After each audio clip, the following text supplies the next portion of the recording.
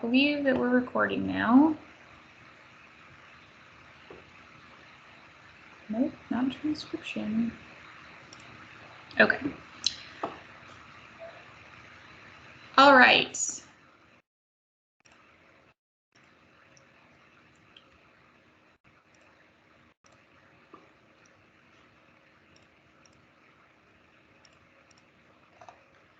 So thank you again for taking the time to join us today. This is an informational webinar about the evidence-based programming grant for local jails, round 2, through the Office of Criminal Justice Programs. My name is Jessica Cleveland. I'm Assistant Director of Special Projects here at OCJP.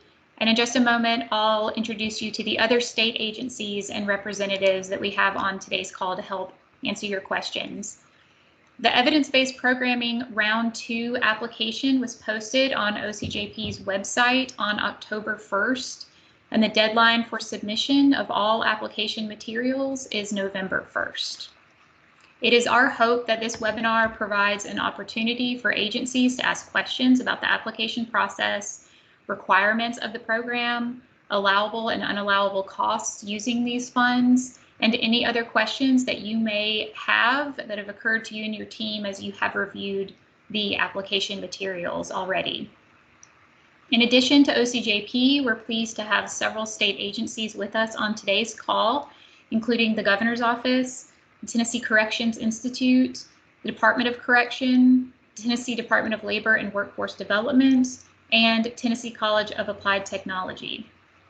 For you state folks that are on, I'll ask you to introduce yourself individually. Just the first time you speak to answer a question, you can introduce yourself, give us your title, and then if there are any of your staff or team on as well, feel free to introduce them as well.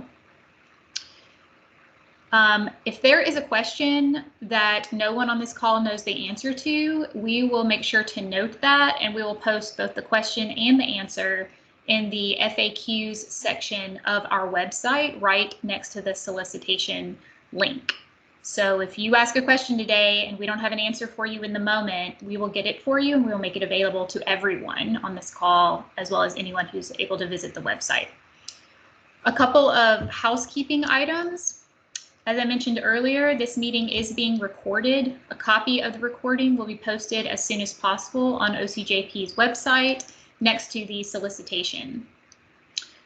Please, if you would, keep yourself muted at all times. There are quite a few of us on this call, and we want to be sure that the person who's actually speaking to answer your question can be heard clearly. With that in mind, we will ask that you post all of your questions in the chat box. So near the top of your screen, you should see the little chat icon. If you click on that, it'll open the chat box and you can type your question in there. You can also see what other questions have already been posed. If you would, sometimes in these meetings, there's like side conversations that happen in the chat box. If you can refrain from that as much as possible on this one, just because it is being recorded and including the chat box section will be pulled for the FAQs. And we want to make sure that really that space is just for folks to ask questions and to see what questions people have already asked so that we can get to as many of those as possible. Anything we don't get to today due to time constraints will be addressed in the FAQs. So definitely throw it in there. If you have a question, even if we're near the end, throw it in and we'll be sure that it does get addressed in those frequently asked questions on the website. If after this recorded meeting you have additional questions, that is totally fine. This is not a one-shot deal. We do expect other questions to come up as you continue to work through your applications. First, I would encourage you to check out the FAQs on the website. If you have this question, it's very likely that someone else out there has also had the question. So it might be that the answer is right there immediately available for you. Also, if you or a member of your staff working on the application missed any part of this webinar, I would encourage you to check that out as well. If you're not able to find the information that you need from either of those two sources, you're welcome to send an email to the official Email address, that is criminaljustice.program@tn.gov. You don't need to memorize that. It's listed about half a dozen times throughout the application materials. It's also going to be on the PowerPoint slides that I show you. So just you can send an email to that. The point of it being centralized in that way is that this is a competitive grant.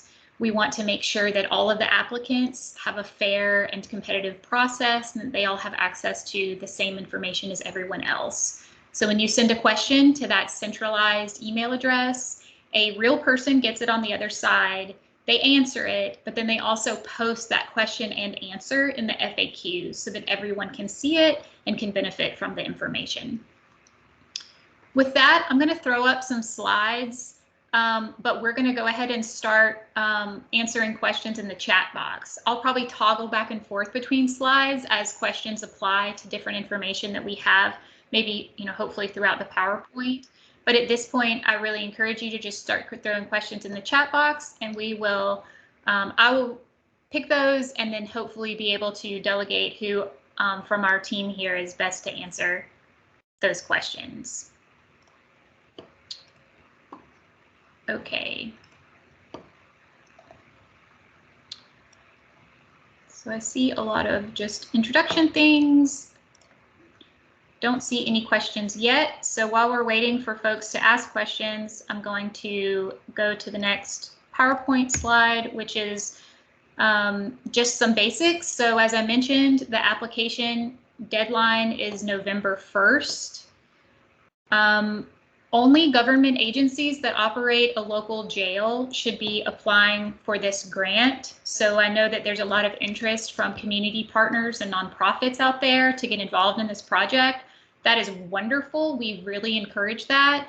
You would have to partner with a local government agency that operates a jail, and you would be a line item on their budget, and they would do a subcontract with you for supportive services, for programming, for you to provide staff or training or whatever that may be.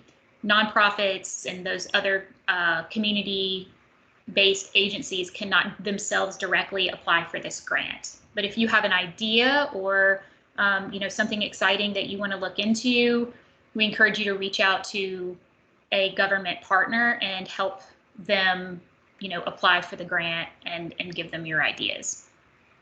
And, vice versa, if you are a government agency on this call and you're not quite sure where to find the programming for, or where to find a provider for some of the programming that you want to implement, we strongly encourage you to reach out to your community partners.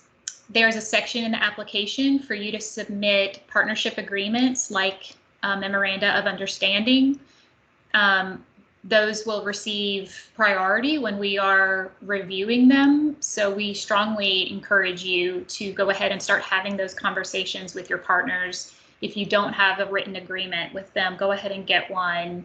And that can help you sort of design your program as you're writing your application.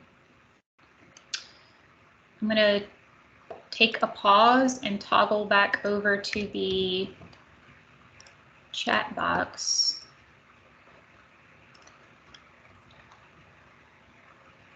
Dana Moran is on here from OCJP as well. I will just ask Dana to keep an eye on the chat box if you would, and Alzina, you're on as well. If you all see someone throw a question up and I'm talking and miss it, just unmute yourself and say, hey, we have a question, if you would. Also, it looks like, Dana and Alzina, it looks like there's some folks in the lobby. You guys feel free to let those people in if you wish. Okay, we do have one question so far, which is, so our agency was rewarded in round 1, which ends on June 30th. So are we eligible for this grant as well? So this next round is going to go up and over a fiscal year. So it will run for the second half of fiscal year 22, which ends June 30th. And it would go into the first half of fiscal year 23. So we have not explicitly talked about that, but I don't, and Abigail, you're on here as well if you have strong feelings, but I think if you are a round 1 recipient and you have a strong vision for how you want to continue to move into, the first half of fiscal year 23 on these, then I think that would be something that we would welcome. It would obviously be subject to the review team looking at your application and looking and seeing if your plan makes sense. But if you have a strong program that you're implementing and you just want to prolong it and the money is there, then I do think that that would probably be a possibility. Abigail, do you have anything to add? I think that that's right. I think that we'd still need to have conversations within the review team, which we haven't done yet, as far as the maximum grant amount. And I'm not familiar whether or not this grant was awarded the maximum amount or not. But I don't think that we intended this to be kind of a double grant within the same facility. So I think it would depend on probably the circumstances of that application and how it fit together with the first round of funding as well. But that's something that we can have internal follow-up conversations about. Perfect. Thank you. Okay. I don't see another question, so I'm going to go back to the PowerPoint. A big question that we received last time is I'm just going to make this bigger for everyone. What can we spend this money on? So that information is in the application materials. There's a section of the solicitation. The solicitation is the big packet that when you click on the link, it's everything you need. So I'll go back and forth between calling that the application or the solicitation, but really in your mind, you should just picture that one big PDF document that when you go to our website and click on the link, that's what you're going to see. So there's a section in that packet that talks about allowable and unallowable costs. Here I just have some examples, but this is from what folks applied for the first round. So it was a lot of subcontracts with community partners. You can have a subcontract to have a community partner come into the jail and do programming. They can come in and do training for your staff. Also tech upgrades, furniture, software, and curriculum. So if you're wanting to completely create new programming from scratch, you're going to need to buy curriculum and materials. You might need a laptop or two for the staff who are going to be doing that work. So all of that would be allowable on this. Also, if you want to provide training for your staff in order to implement some of this program, the travel associated with that training, as well as the registration fees for that training, would be allowable. And then even just supplies, if you're not really used to serving that many inmates in this way and you just need more materials to be able to move those folks through the classes or through the programming, then the supplies that go along with that would be allowable. Unallawables on this, there are others. This is not exhaustive, and again, this information is in the solicitation document.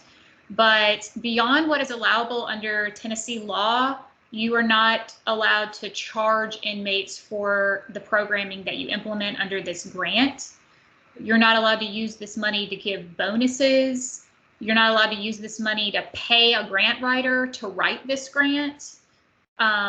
Lobbying, supplanting, and then any expenses that you incur on this that fall outside the timeline. So if you already bought some stuff for a classroom last week and you get this grant in January, you can't reimburse yourself for materials that you already purchased that might be used for this. Again, this is not exhaustive. There is more information on this in the solicitation packet, but this covers some of the questions that we received in the first round.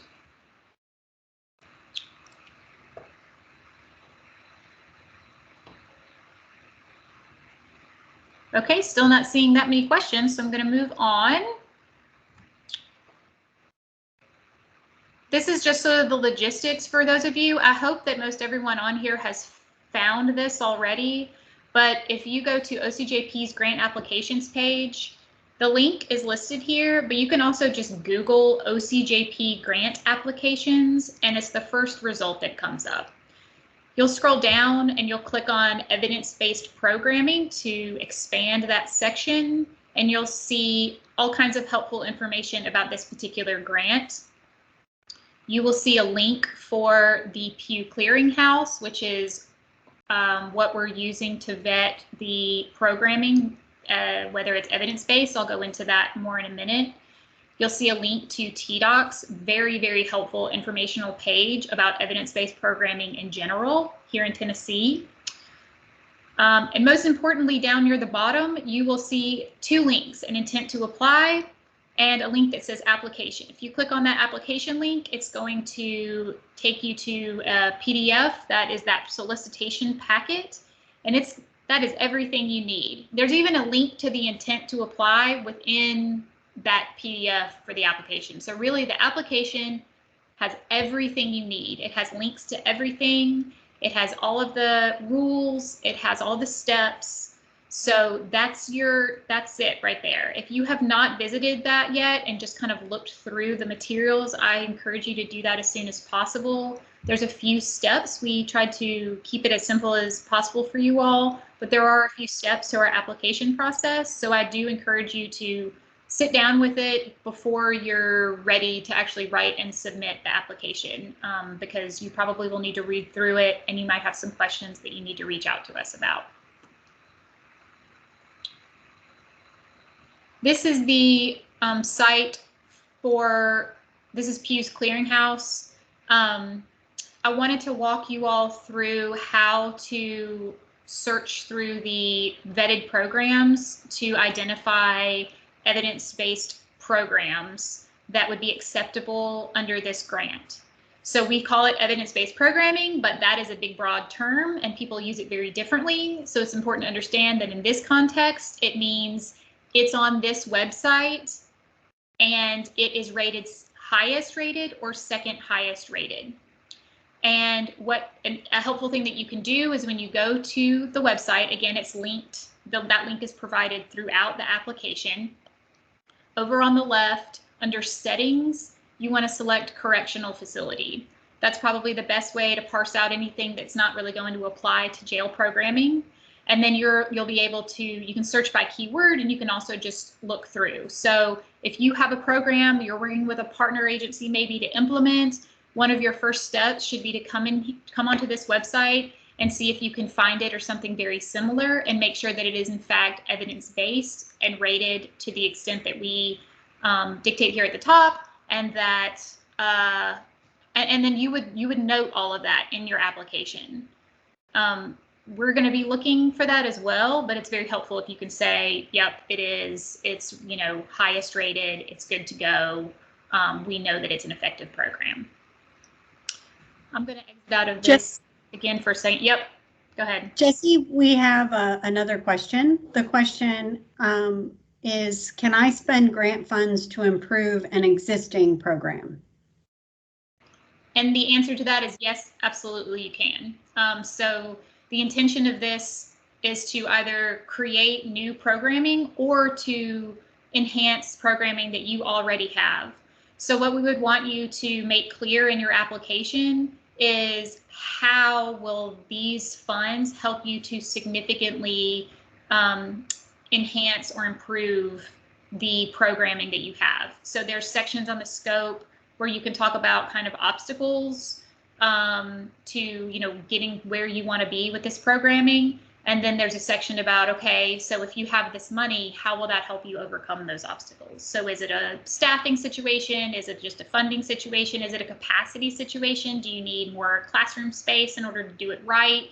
You know, with COVID, do you just need to make some adjustments in terms of how it's, you know, how it's delivered to inmates? All of that would need to be really spelled out and explained in your scope. And when the review team reads that, we will, you know, we'll take all of that into consideration. But yeah, that's strongly encouraged for sure. Abigail, do you have anything to add to that? No, I think you captured that perfectly. I think absolutely you can do that. Okay, great. Going back to the Pew Clearinghouse, Richard, you just took a big drink of water, so I'm not trying to put you on the spot. But Richard, is there anything you want to say, or I don't know if Kelly's on, anything y'all want to say about the TDOC website in terms of evidence-based programming or about the Pew Clearinghouse? I don't think I'd add anything. You covered it pretty well, and I appreciate you doing that. We want to make sure that we have something useful there for you all to use. And so as you review it, if you find that it's not useful, or if there's something missing that might be helpful to others as we go forward, we'd be happy for that feedback also. I apologize, I joined a little bit late. Kelly and I were in a meeting that ran over, and I don't think he's joined us yet. But yeah, we just wanted to make sure that we have good resources out there for folks. Great, thank you, Richard, and we appreciate you all being here as well. I know it's a busy time, so we really appreciate you. Okay, going back, and I guess Dana, you're keeping an eye on the chat, so, and Alzina too.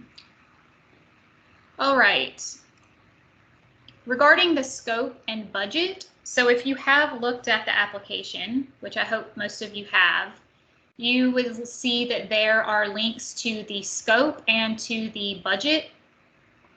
Those are the material, those are the two documents. The scope is a Word document, the budget is an Excel document. Those two documents are going to be what really is reviewed by the review team. That's where you explain your, thank you, Dana. That's where you explain your, the design of your program. What you see here is not the scope. It's just one section of the scope, but this was something that came up during round one. So we wanted to take a moment to talk about it. And I think that it'll help you understand the level of information that we're really looking for this project, because it is going to be a lot of equipment and a lot of materials and staff and sort of supplies. And so what we have here is an example of kind of the wrong way to do it and kind of the right way to do it. So up at the top, you see original. This applicant originally just said they need some computers, they need a laptop, they need a projector. You know, they just kind of listed some items. That is not going to be enough information to help us understand how some of these materials fit into the project, why they're necessary for your programming, and also how it breaks out in your budget. So through the contracting process, OCJP staff worked with this agency to flesh this out. And you see that what they sent back was they explained the position, they explained the equipment, they explained how it would be used, they priced it out to the best of their ability. We know that prices and things change, but you know, making a good faith effort to get a cost estimate on the front end, make sure that your budget is accurate as possible. And it goes on, but this is just to give you an idea of, you know, we really need you to try to be as clear and as detailed as possible. And what that probably means is that you're going to need to pull in others from your team, maybe even partner agencies, you know, out in the community who've done some of this work in the past, and say, what did you need? Like, where did you get that? And how did that fit in? How many of those? You know, and really think it through and try to take it all the way through the planning process as possible, so that we can have a really clear image of what it is you want to do with this money when we're reviewing your application, and so that your budget really reflects that. So over here on the left, you just see that we want you to be as detailed as possible when talking about your evidence-based program. So an example is, don't say, we want to do parenting classes.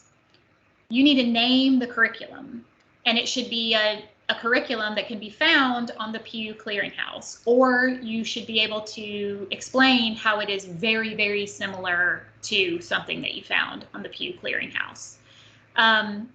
You know, likewise, if you have substance use disorder programming, you need to name that. Which programming actually do you plan to implement? And what does that look like? Are the classes 6 weeks long? Are they 12 weeks long? Given that and the length of your grant and how quickly you can get it spooled up, are you going to be able to do 2 classes, 3 classes? You know, what's your capacity? Can you fit 20 people safely in a classroom? Is it more like 12? You know, so how many people will that be total that you're actually able to get through the program? All of that needs to be sort of thought out and spelled out in your scope. And there are prompts for that. There are questions throughout the scope that ask you to be specific. So it's not just a big blank piece of paper, but we do, you know, want you to try to be as detailed as possible as you are answering those questions. And then ideally, you would look at that explanation of how you plan on doing it all. And then when we look at your budget, that would marry together. So if you're saying, you know, we have a capacity of 12 people in a class, therefore we're going to need that many tablets in order to do that project, or we're going to need that many desks in order to do that program. Making sure that there's congruity between the scope and the budget, and that those things are talking to each other.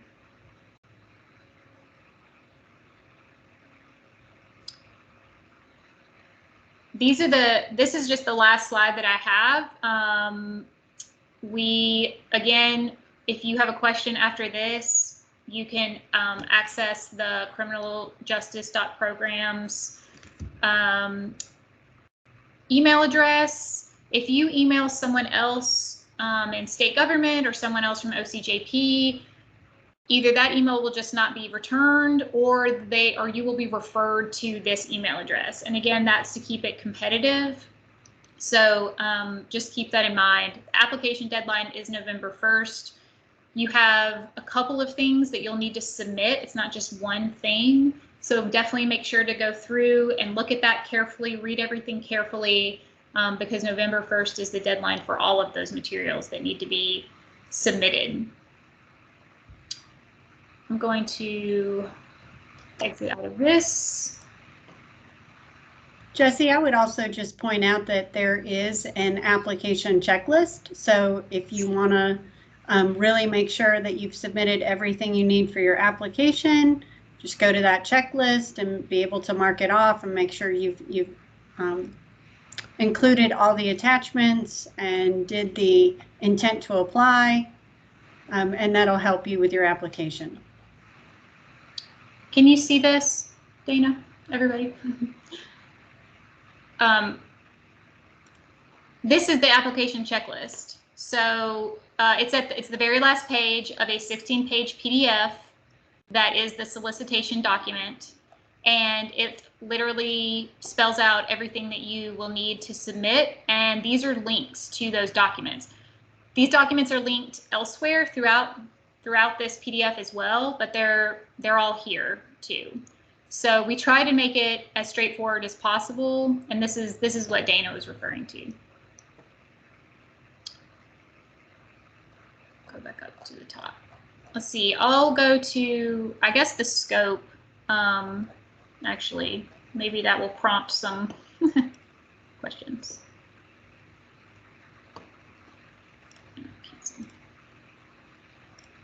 Jesse, we have another question. Great. So okay, just go ahead, Dana. I was just going to read the question. So are we required to use Pew Clearinghouse for EBP ideas? And the answer to that is yes. That is what has been provided by TDOC, and that is what this planning team agreed on. It was different in the first round. It was 3 different sources that contained lots of different documents. This is more streamlined, and it's something that we trust. And so, yes. As I said earlier, if there is a situation where you have a program in mind and that specific name isn't on this clearinghouse list, you would just want to explain in a very clear way in your scope how it is very similar, how it is basically the same program, but it's called something else. Probably we would follow up with you on that to get additional information, but you know, that's an option, but you should really be using that list as your guide. This is what the scope looks like, as I mentioned, it's a Word document. There are several sections. It is very straightforward, but it's not short. So you do want to take your time and go through it. Something that is totally allowed is to have different members of your staff fill out different parts. So if you have a community-based partner that you're planning on subcontracting to, they can write a description of the program and how it'll be implemented. If you have a data person on staff, they can talk about how the data will be collected and how your reports will be, the information for your reports will be tracked. I definitely encourage you to ask for help from your staff and your counterparts and your partners out in the community. But this is what we will be reviewing, is your responses to these questions. So at the top, you talk about the sort of current state of your programming and where you want to take it. Talk about what all sort of resources your agency is going to put on the table to make this a success. That's in the inputs. That's also where you would talk about any MOUs or other partnership contracts or agreements you have with community partners. For instance, if you're going to partner with the local domestic violence agency to do, healthy relationships programming or DV programming for female inmates or something like that, it would be nice if you had a partnership agreement with that agency already and that you could demonstrate that you are already prepared to work with them.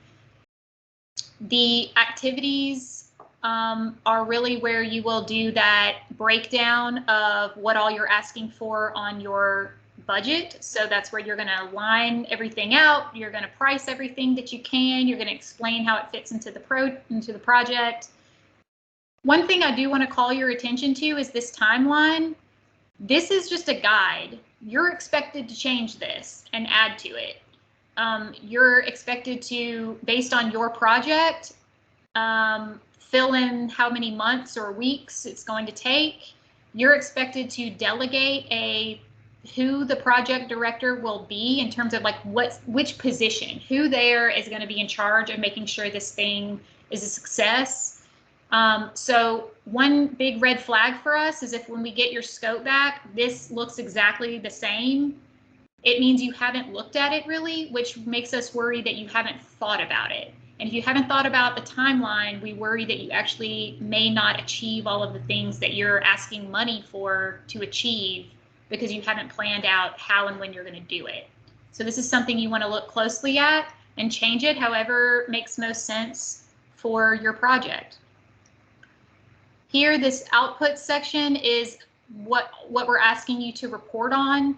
It's fairly basic. We wanted the barriers to entry for this to be as low, as possible for you all. We know that grants reporting and all of that is not what you want to spend all of your time on.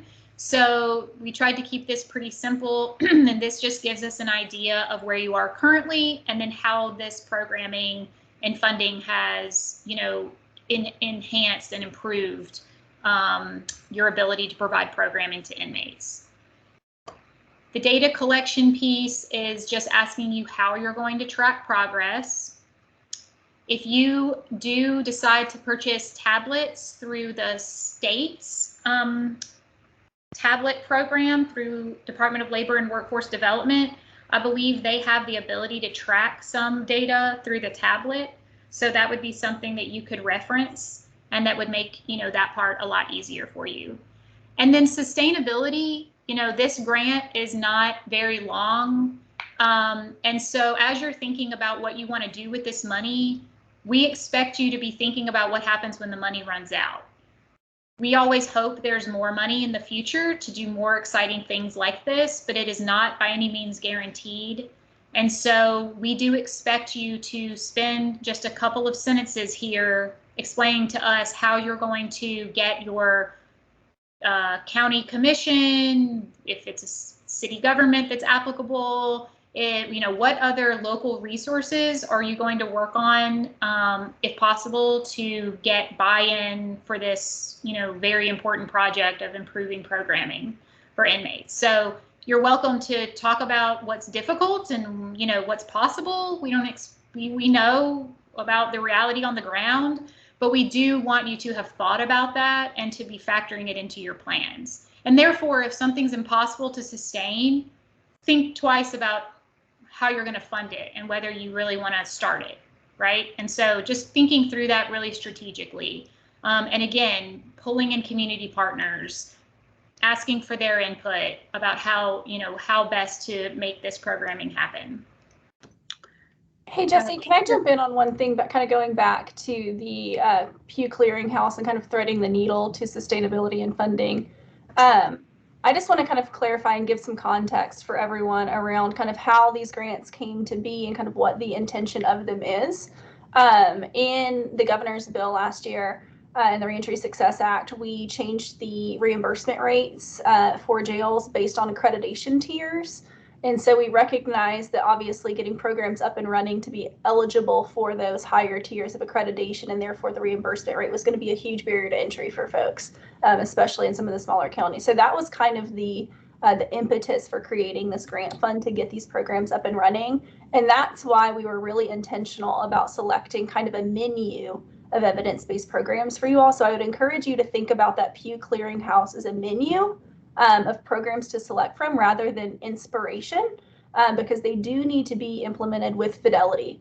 These are evidence-based programs when they are delivered as designed and with the right kind of dosage and the right number of people for the right amount of time. And that is something that will be a factor in the review process for accreditation. So I would just encourage you all to be really intentional in digging into what the kind of the operational factors of that program are. So when you're kind of building out your grant request and your application, make sure that what you're saying you're going to do is matching up to what the evidence-based kind of fidelity of that program is, because that's going to be the bridge that gets you to that higher tier of accreditation and therefore that increased reimbursement rate, which obviously was intended to help support some of the sustainability. So I would just encourage you all to be really intentional in reading through that and making sure that your application reflects what that evidence-based program is as designed and deemed evidence-based or effective. Thank you, Abigail. That's a really important clarification, and I appreciate that. So yeah, and that link to that Pew Clearinghouse can be found throughout, and it is a great website. It's really easy to use, so I definitely encourage you all to check it out if you haven't already. We do have some additional questions. Let's see. Okay, so someone asked if we could go back to the checklist for 2 seconds. Can you guys see the checklist now? Okay. I usually have 2 screens, but it confuses me with Teams, so I just abandoned one, so I'm not sure what people can see. All right, someone asked, are you open to extending the November 1st due date? Many of us have limited staff to dedicate to this application process. That is an Abigail question, I would say.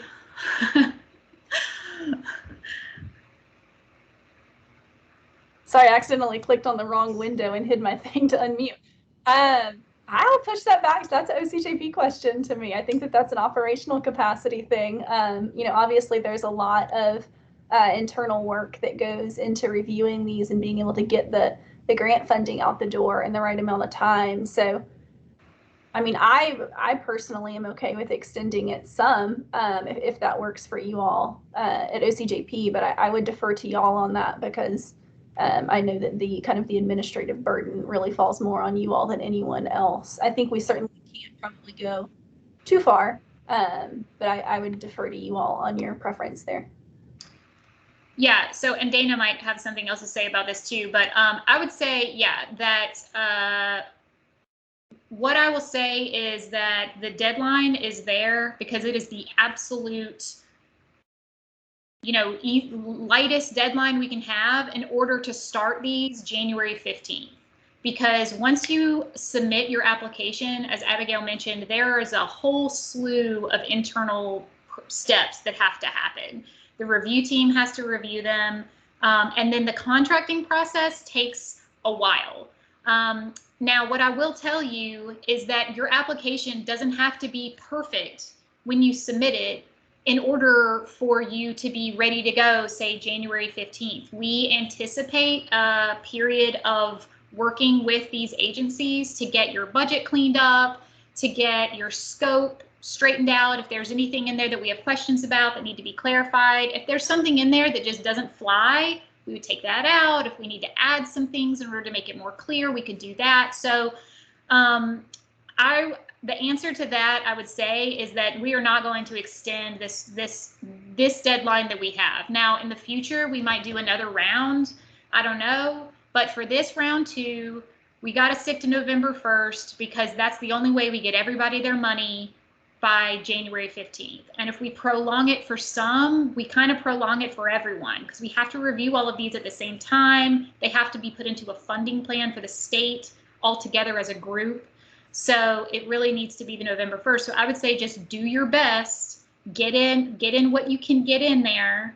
And then if we need to massage it a little bit on the back end, we can work with you to do that. OCJP's staff are very accustomed to working with local agencies, county and city governments, as well as nonprofits. We are extremely customer focused.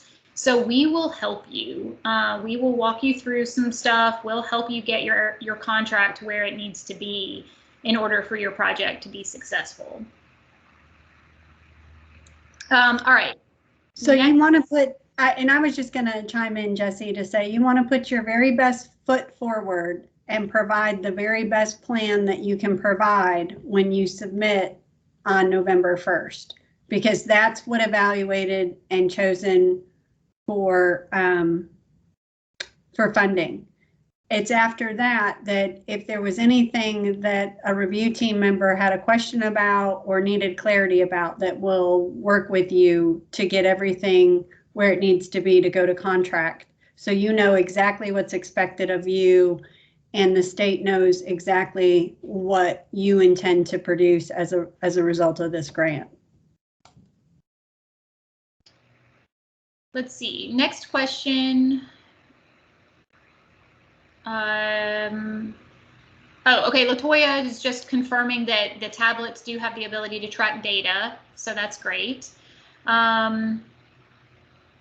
Okay, so I guess an extension of that first question was it might be hard to recruit and commit a community partner in the next 2 weeks. I hear you.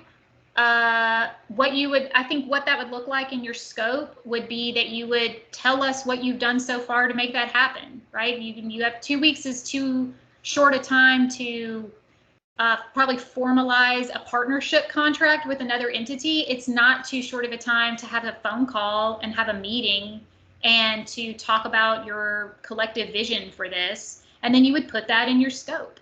And if they could even just write a letter of support for this application, that would go a long way to say, yep, we are excited about the possibility of this. Here are the resources that we have. Here are our qualifications, and we would love to be part of this project with X county. That would be totally sufficient. And then you could, build that into your timeline that you will continue to develop that plan and that you would have a partnership agreement like an MOU as part of this during the project timeline. Dana, do you have something? And I was just going to say, it would be an MOU if it's more of an informal partnership. It would be more like a subcontract if you will actually be paying that entity to come in and provide services. And then if you're awarded the contract, OCJP would assist you with the subcontract and let you know the requirements for subcontracts under grant contracts. Yes, and to be clear, you're not expected to have a subcontract in place prior to receiving the executed contract from OCJP. So say January 15th is the start date, you're not expected to have a subcontract prior to that if it's not appropriate. That would just be reflected in your timeline. And then I was just going to jump into and say that not all of the programs that would be eligible for funding under this require a community partner to administer them. So I'd also encourage folks, if you're in a community in which you don't have those sorts of relationships, obviously, we're always going to encourage you to forge them and go find them. And we can certainly help facilitate that kind of on a county by county basis. Probably we're working on creating kind of that statewide ecosystem. So I think the answer to that other question about the list is that There's not a list that I know of, but it is something that we are working on cultivating. And so we might, on a case-by-case basis, be able to help connect some organizations there. There are organizations that get grant funding work in the reentry space and such from the state as well. So we certainly can kind of work on a geographical basis to help kind of forge some of those connections if we need to. But you don't necessarily have to have somebody else coming into the facility to provide the programming. I think that's a really great opportunity for the tablets that we have through the Department of Labor to kind of bridge that gap for some folks. They have the ability via those tablets to deliver a lot of virtual programming. And so, perfect, Will. There's the ability to do education and some other behavioral kind of therapeutic services via the tablet only. And so I don't want people who don't have a community partner to feel like this is kind of an impossible grant for them, because we do have the ability to do all virtual programming. And so if y'all need help figuring that out, let's definitely make sure that you're talking with the Department of Labor and kind of exploring what the opportunities are there so that we're not leaving anything on the table. Will, would you mind to say a little bit more about what you put in the chat? Yeah, certainly. We have a program matrix, which is, there's a link on our website, which provides a list of each facility across the state, their program managers and contacts, who you would need to contact to plug you into that proper resource for your evidence-based programming. If there's something that you're looking at those partnerships through different agencies or maybe some nonprofits, the tool is very useful.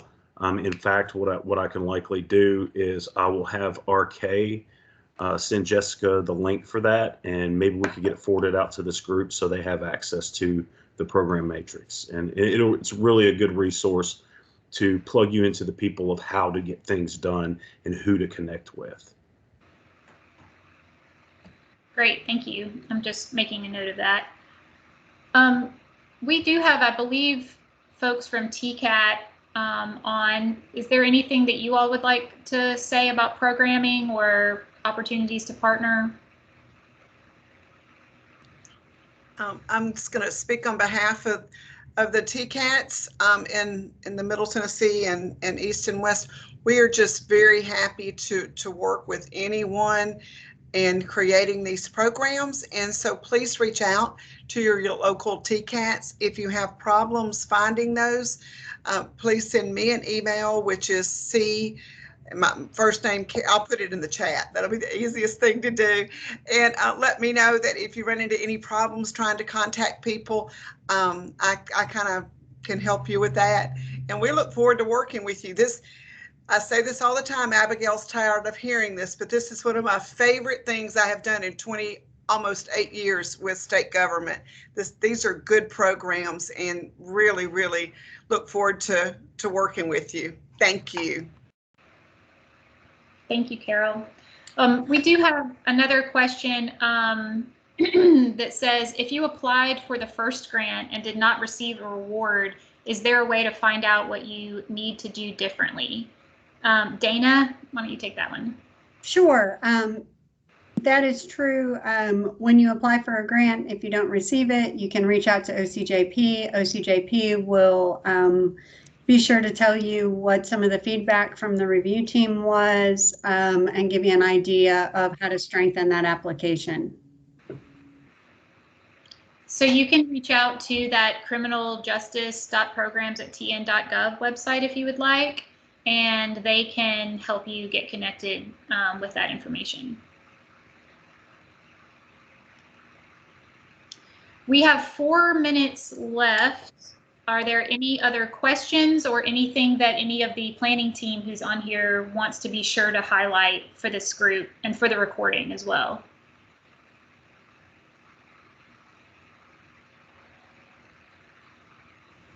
You all see? Jesse. I'm sorry, Jesse, this is Debbie with Department of Labor Adult Ed Division, and I would just like to just say, don't forget about your adult ed partners. We're always willing and excited about working with our local jails. I think most of our local jails do have adult education as a partner, but remember that we're so much more than just diplomas. We're also pre-apprenticeship, integrated education and training, work-based learning. we have a lot to offer. So reach out to your adult ed folks in your area. Thank you, Jessie.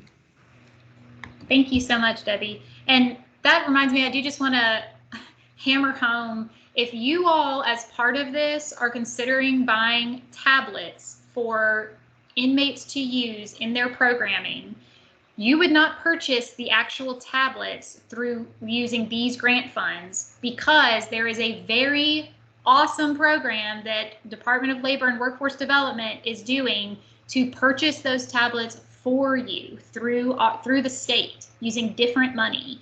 So if you even are interested in that and want more information about that, please contact the Department of Labor and Workforce Development to get, and there's Debbie's info, and Latoya Newson is also a contact for that. But just they will get you connected. They can give you information about the standard suite of programming that's going to be available on all of these tablets. If there's extra stuff you want on your tablets, you can arrange to have that added just at a cost to you. But if you just want the baseline, which is already very robust, the baseline of programming that is available, then it's free through a super awesome opportunity that the state has made available to you all. So we are looking for that in your applications. If we see that in there, we'll talk to you and we'll take it out. But you know, it would be good for you to have those ideas and that kind of stuff sort of figured out as you go. And Latoya is the guru of all things tablets for the state of Tennessee, and her email address is listed in the chat. Will, you have your hand raised on this. Yeah, I didn't want to interrupt anyone. So outside of the evidence-based programming, we spoke to the accreditation standards. I just wanted to let everyone know that the emergency rules are in effect, and they will be, we have to have one public hearing prior, but what we will be doing in partnership with CTAS in November and early December is I will be going to 7 different locations and providing training on the accreditation standards outside of the evidence-based programming. So I just wanted everyone to know that if you're wondering exactly what the accreditation standards are, each facility's received them. We send them out to every sheriff, every jail administrator, every mayor across the state of Tennessee. But there will be forthcoming training in conjunction with CTAS and the jail liability course. So if anyone has any questions, feel free to email me about that. We've got the dates preliminarily set. However, we're trying to secure locations at the moment. Thank you so much, Will. We appreciate that. Anything else to add from any of the state partner folks? Abigail, anything you want to? Yeah, I would just say that I would encourage everyone, if you feel stuck or stumped on something, like, please reach out and ask questions. We really are here to help. We recognize that this is very different than anything we've done in the past, and we're kind of in a really good way exploring a new frontier. And as we've done this, we've kind of, to be candid, recognized that there is a lack of kind of integration and collaboration across some readily available state resources. And so this is an effort to help resolve some of that. But if you're not sure what's available in your county or community, or you need an intro to someone, please do reach out, because we're happy to help facilitate that. We've seen really, really fruitful relationships happen with Department of Labor and their adult education team, and with TBR and the TCATs. I know Will has a wealth of resources as well via TCI. So if you do feel stuck, or you're not sure, if you have an idea and you're not sure who the right person is to talk about or to ask about that, please do let us know, because we're happy to help facilitate those introductions. And it certainly is easier for us to do that on the front end administratively, to help you kind of put that into your grant application, than to have to do that as kind of the follow-up after the fact. And so I would just encourage you all to use this as resources. We really are ready and willing to do that for you. Great. Thank you so much, Abigail. We are at 1 minute over, so we will go ahead and wrap this up. Again, if you have a question that you just didn't want to ask, or occurs to you after this, definitely reach out to that email address and ask. We will be posting all of those on the FAQs. And we just really appreciate everyone's time today. We know it's busy for everyone, and we appreciate your interest in this project. It's something we're all very excited about. So thank you so much, and we look forward to receiving your applications. And one more big thank you to all the folks from the state agencies for coming together. We really appreciate your expertise and your time on this. So thank you all very much, and have a good rest of your day.